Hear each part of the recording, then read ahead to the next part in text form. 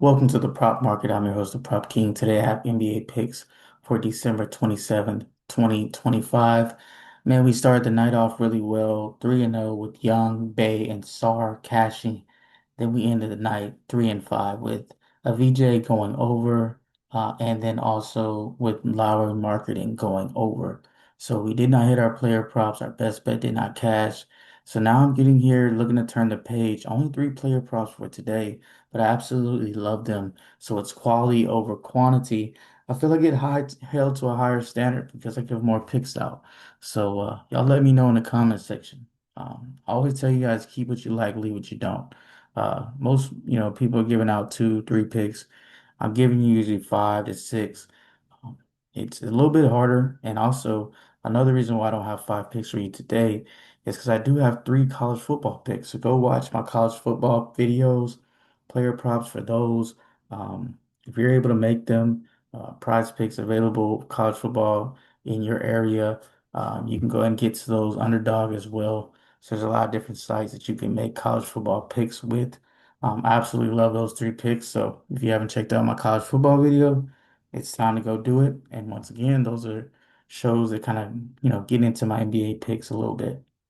With that being said, three player props, three unders. I know people love the unders, and I got three good ones for you today. I absolutely feel confident with all three of these. If you only want to bet overs, there's a million people that will give you an over. I'm probably one of the few people that actually give unders. Did still have a profitable day yesterday for me, and I'm going to explain to you how I have a profitable day, even when it's not a 5 out of 5. If you're relying on 5 out of 5, 6 out of 6 flex to hit, and that's the only way you're going to win money, I'm sorry, my friend, you're probably not going to win too much money. I usually hammer the hammer play multiple times. So whenever my hammer play, which it hit 6 straight shows, I'm going to have a profitable day regardless. That's the way I set it up. I'll probably put a show out soon to kind of show that strategy. Of course, if you want to, get to know a little bit more, of course, leave a comment, ask me how am I doing that. But hammer play hits, I'll say 8 times out of 10, I'm gonna have a profitable day. And speaking of the hammer play, we're going with Evan Mobley here. PRA season average 32, PRA projection 25. Coming off an injury on a minute restriction. So he is on a minutes restriction and he played 25 minutes in his last game. He shot 75% from the field and still went under his current line. He had 26, his lines at 26.5.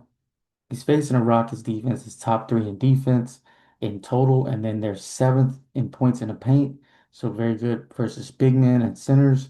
He had 24 PRA playing a full complement of minutes. He had 36 minutes versus Houston in the first game, and he still went under his line with 24 PRA. I think this is a good spot here. Usually, when guys are on minutes restrictions, they stay on those for at least 2 games because they want to see how the body responds. So with that being said, I absolutely love the under 26.5 PRA for Evan Mobley. Next guy is Jalen Johnson of the Hawks, and this number's kind of got out of control here. He's facing the Knicks. Knicks are a top 10 defense in the NBA. I'm looking at this number. I'm like, what's going on here? Um, he's only cleared in one out of 4 games with Trey Young back. Now it is a back-to-back, so Young may sit in this game, but the Knicks top 10 defense, Bridges and OG are capable of guarding him. And it could be a possible blowout here for the Knicks. The Knicks played well on Christmas Day, but I'm looking for them to kind of like try to rein it in, get more consistency, especially on the defensive side of the ball, as Donovan Mitchell torched them. Um, Knicks are ranked fourth in points in the paint, so that's where Jalen Johnson likes to get to the basket. Like I said, decent defenders on the Knicks. You got Bridges, you got OG, you got Towns at the basket, you got Robinson at the basket also to protect. Give me the under 46.5 PRA. I think this number is entirely too high for Jalen Johnson. Next guy is Cooper Flagg here. Line has been under 31 PRA all season long. I get it. No AD in this one. But does that automatically mean that he has a crazy game? It does not. And the reason why is in the NBA, hopefully, One of those 20 coaches can realize AD is out and the number one option is Cooper Flagg. And when you go from being the number two option to the number one option, things change a little bit defensively. At least they should. I'm going to get on a soapbox real quick. There's a few NBA coaches that I trust defensively. One is Ime Udoka. That's why I went under with Mobley. I love Ime Udoka because he actually understands that when the one person is cooking, let's actually guard that guy, force other people to beat him. It seems like other people in the NBA literally just stand there and let their team get cooked and just don't make any defensive adjustments. But let me get back to the pick on Cooper Flag here. I do believe the Kings, who are not a great defensive team, will adjust to no AD. Also, he's played really good well in the last two games with AD. I think there's time for a little bit. It's going to be a little bit of a downgrade for him in this spot. Has not faced the Kings yet, and once again, 28 to 30 PRA is where he's usually at. I think he got inflated a little too high. I do expect him to play a lot of minutes though in this one, but give me the under 36.5 PRA.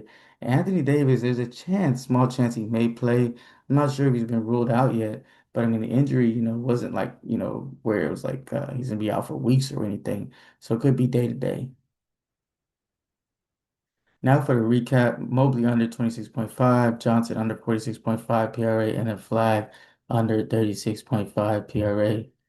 And now for my best bet for today. I absolutely love this pick, the Wolves versus the Nets.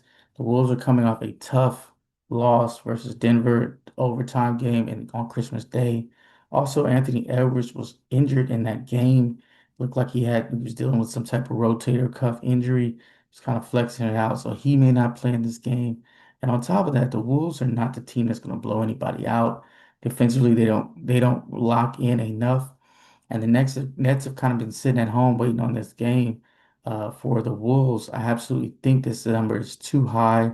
The Nets actually have been playing really good defense of late. The last 10 games, they've been at the top defensively in the last 10 games.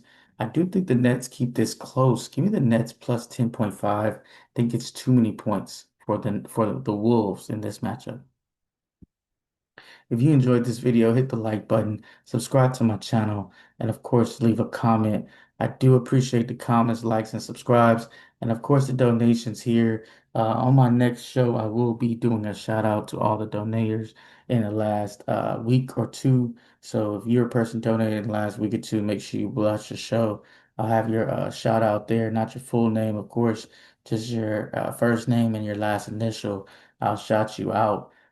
If you haven't donated and you've been watching the show all year long, every single day, every single night, and you haven't donated $2, $3, $4, $5, that's not good. Okay. Once again, you donate to everyone else. I'm sure you tip to your Uber driver, your waiter, anyone that you see that, hell, I see them asking for tips at fast food places. So people are tipping all over the place. Doesn't cost you much. 100% uh, will appreciate it. With that being said, keep what you like, leave what you don't, and let's cash.